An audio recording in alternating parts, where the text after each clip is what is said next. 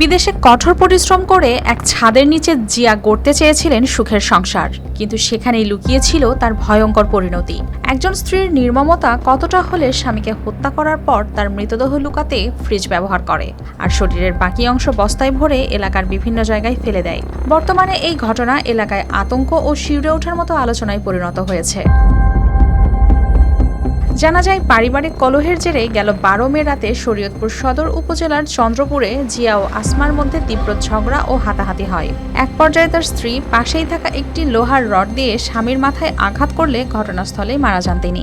সে আবার ওই প্রতিদিন রাত্রে 4-5টা পর্যন্ত অন্য মেয়ের সাথে কথা বলে, সারা রাত প্রত্যেক দিন।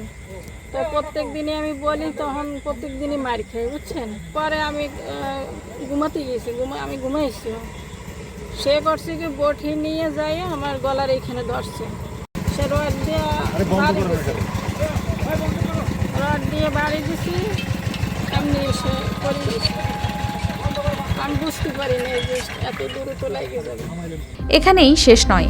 পুলিশের তথ্য অনুযায়ী লাশ গোপন করতে মরদেহের কিছু মাংস বস্তায় ভরে পালং উচ্চ বিদ্যালয় সংলগ্ন একটি বাড়ির ফ্রিজে লুকানোর চেষ্টা করা হয় এবং হাত পা সহ শরীরের বিভিন্ন অংশ আলাদা করে সেগুলোকে বস্তায় ভরে বিভিন্ন স্থানে ফেলে দেন তিনি।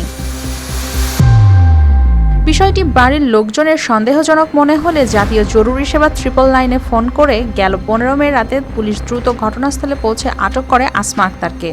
পরে তার দেয়া তথ্যের ভিত্তিতে বিভিন্ন স্থান থেকে মরদেহের খণ্ডিত অংশ উদ্ধার করা হয়। আমার কাছে 999-এ একটা কল আছে সন্ধ্যা 7:30-8টায়।